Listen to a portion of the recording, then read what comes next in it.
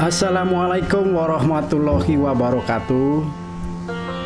Hari ini saya sengaja berkunjung ke Polres Gayo Lues untuk menemui Kapolres Gayo Lues AKBP Charlie Syaputra Bustaman untuk membicarakan pemberantasan ganja yang sudah dilakukan oleh Polres Gayo Lues. Baiklah, mari kita langsung saja menuju ke Polres Gayo Lues. Assalamualaikum warahmatullahi wabarakatuh. Waalaikumsalam. Silakan. Dan apa kabar? Alhamdulillah baik. Pak Charlie, kami ingin mengetahui upaya-upaya yang dilakukan oleh Polres Gayo Lues dalam pemberantasan ladang ganja.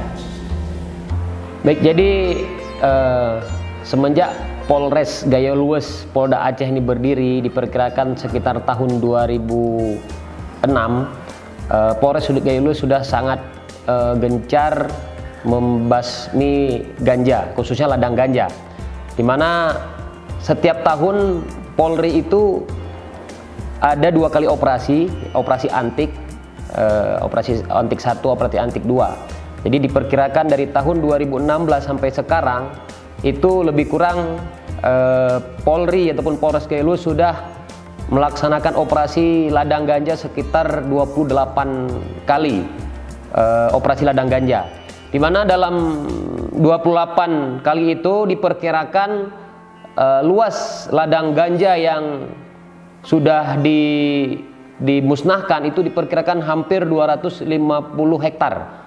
Dengan jumlah tersangka yang diamankan dari tahun 2006 sampai sekarang, khusus untuk ladang ganja itu sekitar 53 tersangka.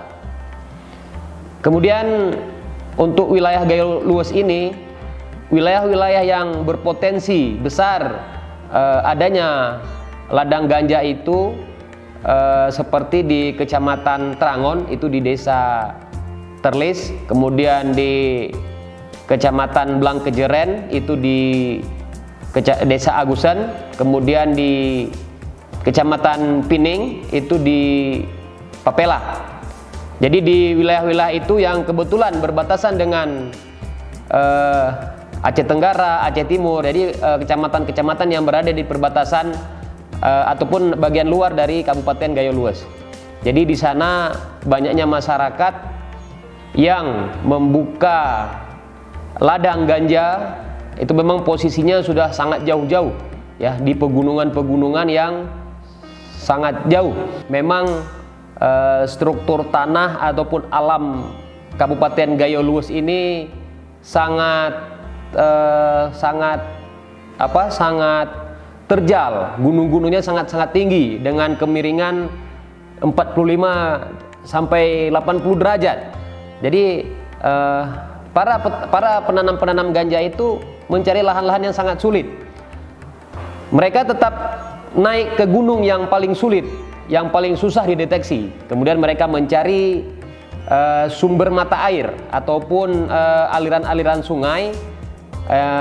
Kemudian mereka membersihkan gunung ataupun ladang yang akan mereka persiapkan di dekat aliran sungai atau sumber mata air.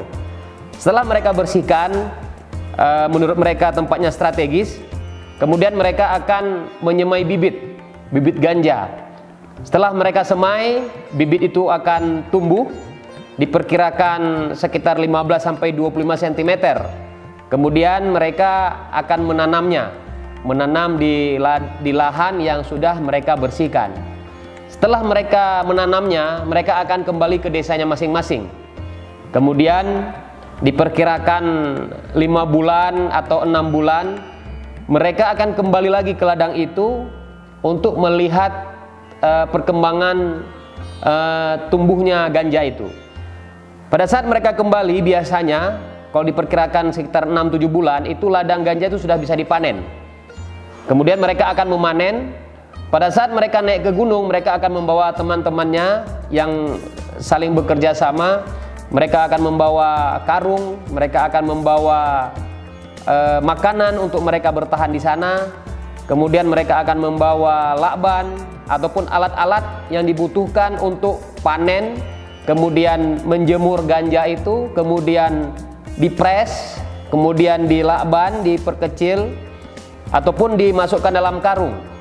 Jadi setelah mereka lakukan itu semua, bersama teman-teman mereka akan membawa turun ganja-ganja tersebut yang sudah siap edar, dibawa turun ke wilayah yang menurut mereka aman, yang dekat dengan jalan. Setelah mereka bawa turun, bisa jadi ada pemesan ataupun mereka akan mencari siapa orang-orang yang akan memesan. Nah, setelah mereka dapat, mereka akan mendistribusikan, baik itu ada yang memesan ataupun ke orang-orang yang mereka tuju, yang mereka sudah saling tahu, untuk memasarkan ganja yang sudah di packing tadi, yang sudah siap diedarkan.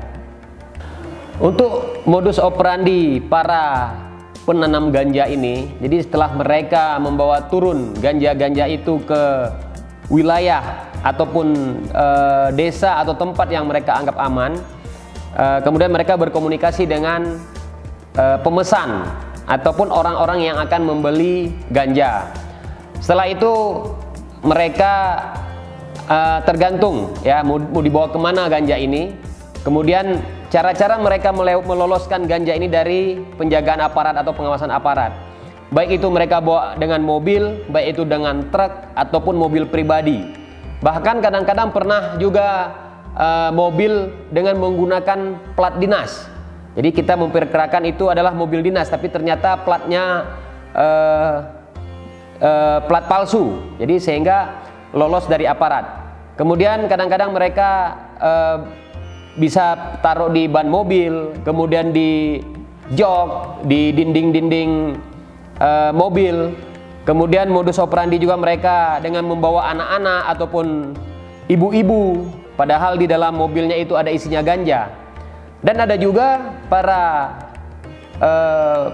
para pemain ganja ini, mereka mampu menggendong ganja yang sangat berat itu sampai melintas gunung untuk melewati pos aparat. Jadi tidak hanya melewati jalan utama atau jalan umum, mereka juga melewati gunung-gunung sampai ganja itu keluar dari Kabupaten Gayo Luas ataupun kabupaten tetangga, ataupun malah ke wilayah lain yang suasananya normal, yang tidak ada penghasilan ganja.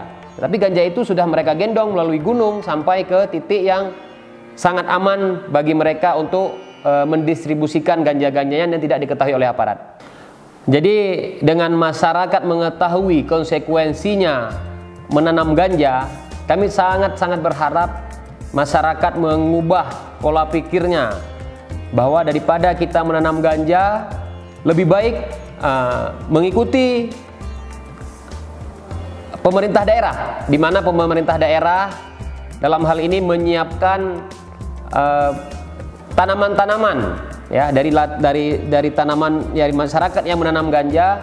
Mudah-mudahan bisa mengubah tanamannya ke tanaman-tanaman lain yang bisa menghasilkan.